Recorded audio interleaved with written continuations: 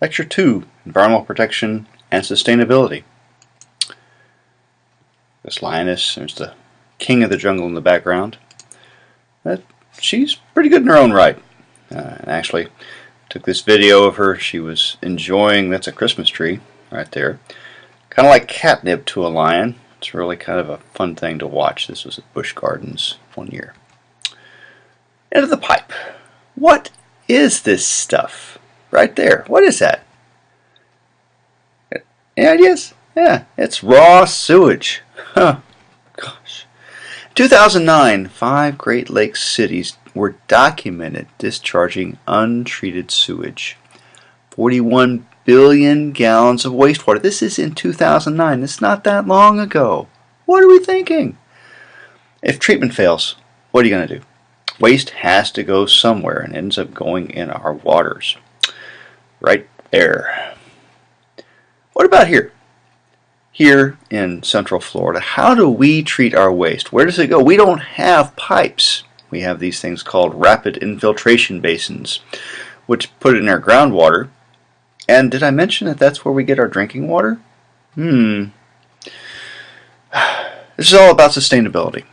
Environmental protection and sustainable development is one of the main topics. How has environmental protection, or how have these efforts evolved over time? The present versus what we should do in the future. We need to optimize our social, economic, and environmental conditions. There are 3 principles: ecological, social, and political. What is sustainable development? Good question. Principles of sustainable development, once again optimizing those environmental conditions, if you will. Ecological, social, ethical, and economic. Growth is not the same as development in sustainable systems. Sustainable economic development, we're going to look at Wangari Maathari, an individual who developed some sustainable economic models. Human systems, why have they become unsustainable?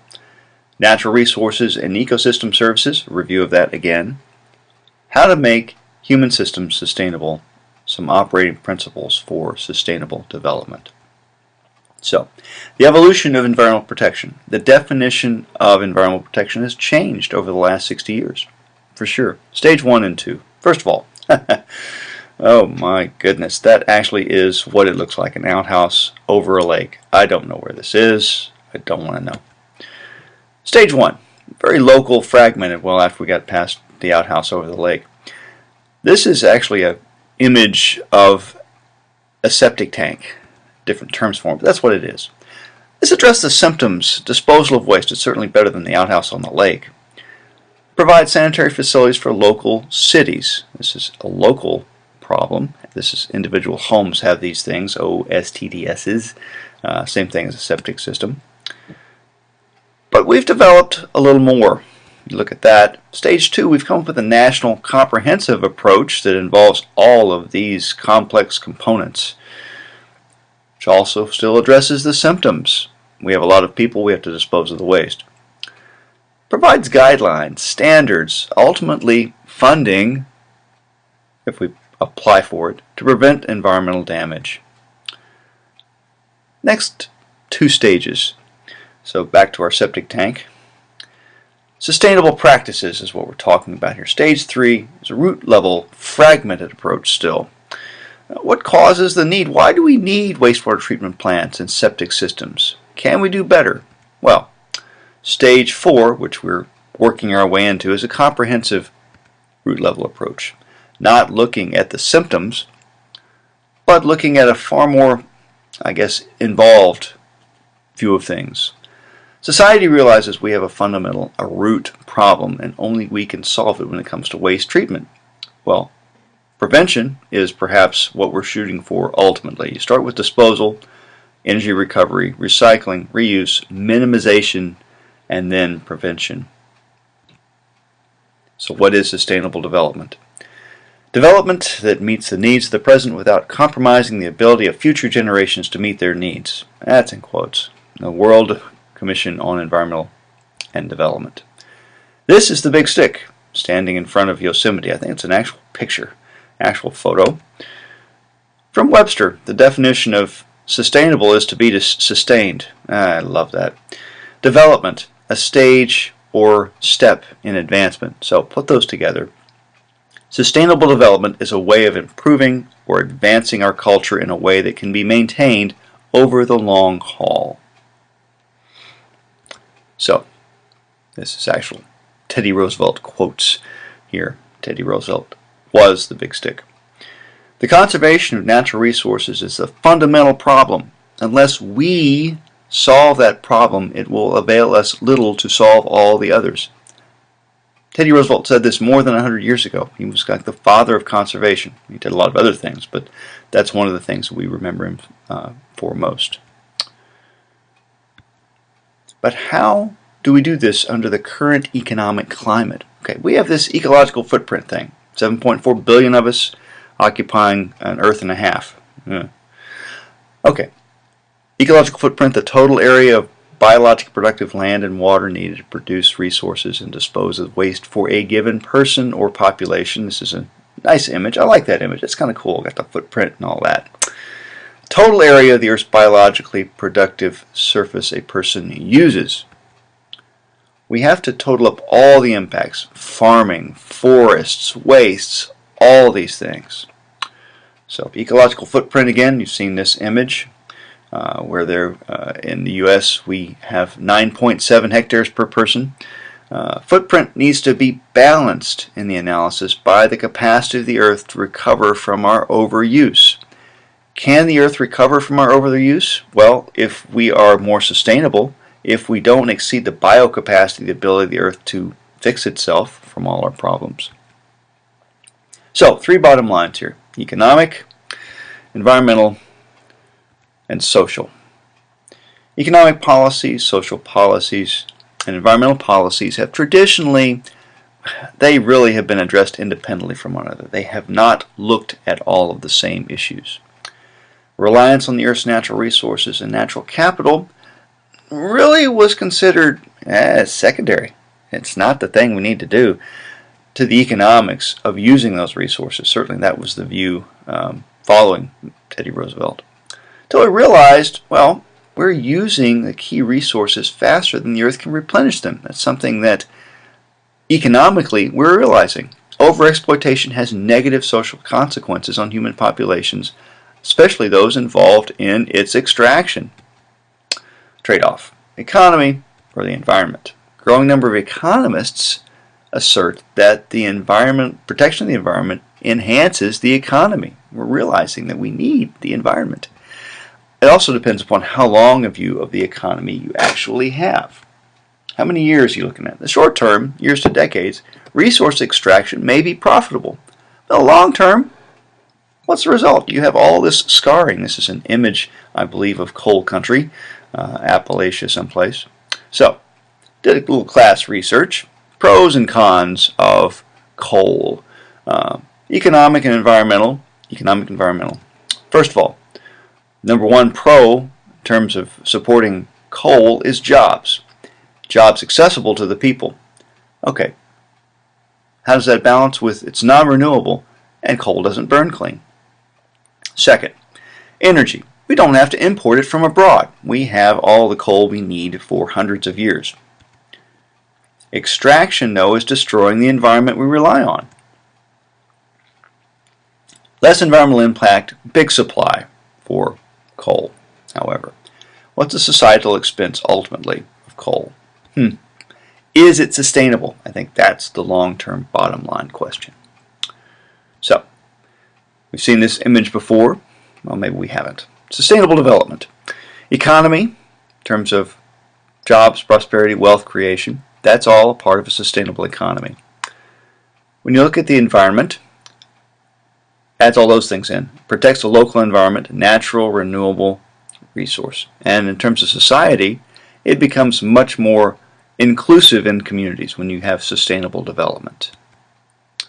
How do we optimize all three of these at the same time? Well, historically, economic policies didn't take environmental impacts into account, and conversely, environmental policies Yeah, same thing. They didn't talk to each other.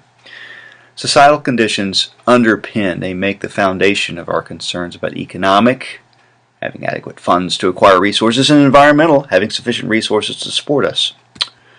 Sustainable solutions require us to move beyond these divisions. We have to bring all these three things together: economic, environmental, and societal policies. This is just ugly. Principles number 1. This is actually Citarum River of Garbage in Indonesia. This is a real picture. I did not make this up. From an ecological standpoint, we depend upon a clean, healthy environment, which that is not. So there are limits to the biocapacity of the earth. I think we figured this out. This is a graphic of fish stocks. Approximately 9% of all fish stocks in the oceans are underexploited. 44% are fully or heavily exploited, while only 3% are recovering. It's interdependence on the parts of the earth that support life. These are all critically independent. And sometimes when we remove one part, you have unintended consequences. Those things I've circled here on this nice, beautiful picture of a coral reef are lionfish. Lionfish are an invasive exotic species. And now we're realizing, hey, you know, they're not too bad to eat if you can catch them. They're kind of devilishly hard to clean, though. But they're showing up on tables in some fancy restaurants. Eat your invasive exotic. That's great. So I'll leave you to read that yourself. Do we have the Dilbert view of things versus ancient First Nations view of things? Treat the earth well. It was not given to you by your parents. It was loaned to you by your children. We do not inherit the earth from our ancestors. We borrow it from our children. I have a shirt that says that. Given to me by my children. Yeah. So, intergenerational equity, the focus on the impacts of our actions on future generations. And there's also intra-generational equity. Your peers, concerned about the equity between people of the same generation. How do we safeguard the welfare of all who are alive today? There's also this idea of ecological justice. We're not the only species that need to use the Earth's resources. Controversial idea. It's true, though. So, this is me. I'm actually Luann's mom in disguise. I don't even get the bags, the recycle bags, all the way to the car. They usually sit in the closet. So, paper or plastic, neither. From a political standpoint, participation of all sectors of society must be empowered. We have to get it going. Not only being politically active, but we have to change our habits. I love that picture. That's my pickup truck down below. Cooperation. We agree across boundaries to actions that may be costly to us but will be beneficial overall. That's actually an image of carbon dioxide emissions from the pipe of that car, little car. Should we change into something that actually, this is a coal gasification image. Root causes. Look at pollution control rather than prevention. Eliminating the practices that create the need for environmental cleanup. So what do? Try to get rid of that emission. How do we do it? It's not easy. Solar power would be great. Solar powered car. Growth is not equal to development. This is from a reference. It's a textbook we're using for this particular portion of the lecture. Biological systems, there is some limiting factor that is always keeping species in check. This is that graphic. That circle there, that K, is the carrying capacity, a theoretical maximum population that the environment can sustain. At first, populations grow rapidly in natural systems, and then that growth slows. And then the growth stops and stabilizes when the number of individuals in the environment reaches the carrying capacity of the environment. Great ideas. This is called an S-curve. That is actually C-U-R-V-E. Looks like an I, but trust me, it's not. Carrying capacity. How much growth can the ecosystem take before it won't support anymore? That is the idea. That's what we have to be looking at. And we do look at it. This is actually a particular stock. I forget which stock it is, but from a stock price increase over time. We are not immune to the concept of carrying capacity when it comes to economics. Population, we'll get into later. Economic growth, expansion of human activity. Looks like we always want that graph to be going up, up, up. Sustainable economic development has a different view of things. Economic, qualitative improvement in human populations.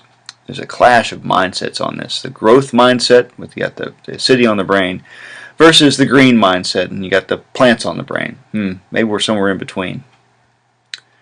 Sustainable economic development expanded. This is not anti-growth. This is not some pie-in-the-sky thing where we'll all live off the land and all that. Well, we do have to live off the land, but that's not what we're talking about. Betterment in the quality of lives and the condition of the environment is what we're talking about here. More efficient transportation. Adequate housing and working space. Sufficient energy and education. Improved healthcare. All these things are a model for sustainable growth. Advocates of continued economic growth contend that a rising tide raises all ships, but this book begs to differ. Is it working? Rising tide raises all ships. The current population of the world, 1.4 billion people, don't have access to clean drinking water. To me, that's crazy. Development, as defined above in the sustainable image, advocates for the reduction of poverty while changing the economic growth model to a local level. Enter our Wangari Maathari. She started Kenya's Greenbelt movement in 1977. Self-help group of women in Kenya. Success of tree planting. That's what she went around and did. A lot of. 50,000 members of the Greenbelt movement planted 40 million trees. Not just for timber, they planted fruit trees too. Women were paid for each tree that survives, are paid, it's still going on. The slow soil erosion provides shade and beauty and combats global warming. Of course, trees do remove carbon dioxide from the atmosphere. Remember the car? She did win the Nobel Peace Prize in 2004, died in 2011. Learn more, greenbeltmovement.org. Why have they become so unsustainable, our human systems? There's electric power plant. So, Duke, Verizon, Comcast, Walmart, these are familiar names. Leaving out the details, these are a few of the vendors I frequent in a given week, and some of them actually frequent me. Not Walmart, but Comcast brings the cable, gotta have it. So, power, gotta have power for the house. Communication, obviously. Consumer goods, all those good things. And then waste management of the consumer goods. Transportation systems and disposal systems are intrinsic to what we've developed. At 17,000 tires, that is the number of tires that were removed from a local county in a single day when they provided a buyback program for them. 17,000 tires, that's a lot of tires, a lot of traffic. All supported by natural resources and ecosystem services. Okay, so let's look at that again. Natural resources is a continuum. Perpetual is renewable, perpetually renewable. We also have just renewable, soil, water, and air, things in that biocapacity label. And finally, non-renewable, those fossil fuels, natural gas, coal, oil, those things. And reviewing ecosystem services also. Healthy ecosystems provide all these free services: water filtration, groundwater recharge, stormwater control, air purification, all those sorts of things. So what about these three particular images? Common things we use every day. Are these sustainable or not? We have to have energy production. That's the refinery picture at the top. Forest products, food products too. We do have to have these every day. And then we have to get them here. Long-haul trucks or trains.